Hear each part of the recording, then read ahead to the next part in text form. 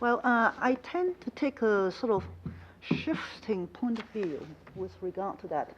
I see Peter Newmark creeping into our discussion. I see text type creeping into our discussion. So everything is creeping into a discussion. But I tend to take theory, since we're talking about, well, I'm going to introduce theory. Okay. And basically, your question is really also about theory.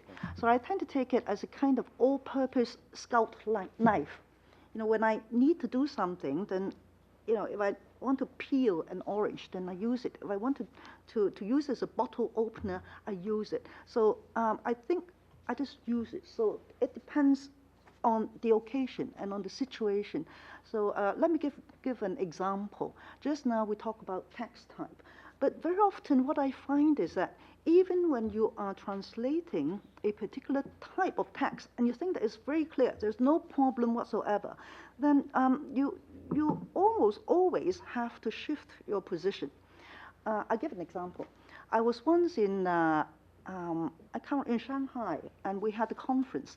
And then after the conference, we went for sightseeing to Hangzhou. And then we went to the Ling'en and then together with a group of translation scholars from different parts of the world.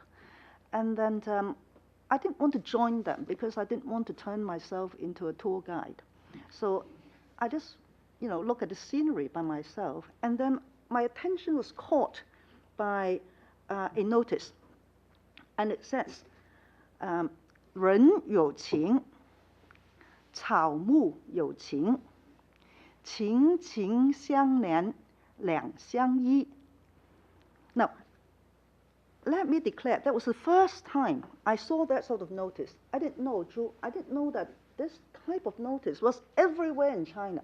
Right? I didn't know that. So for me, it's very striking. And I thought, wow, what a poetic notice. So as I was standing there in sort of mild amazement, enjoying that very poetic notice, Theo Hermans, this translation scholar from England, came up to me and said, what are you looking at? And then, what should I say? So Peter Newmark came to my mind, text type. So, right, this is a notice, so I just translate it as a notice. So I should tell him this is a notice. And I know that the next question he's going to ask me would be, what's the notice about? Why have you been standing there, in sort of absorbed, sort of appreciation? And then I thought, oh, whatever Peter Newmark says, I'm not going to just tell Theo Hermans that the notice said, step off the grass, or keep away from the grass, right? Otherwise, it would be really stupid. So I said, whatever Peter Newmark has taught me, I'm going to take it as a different type of text. It's not going to be an advertisement. So I said, come what may, I'm going to translate this as a poem. Then eventually I decided to do that, and that helped me solve the problem. So initially, you could say I was taking translation as a craft or as a professional and trying to do it very professionally, saying that this is a notice. And then I decided not to, and I was quite happy with my decision. So that's my way of answering the question.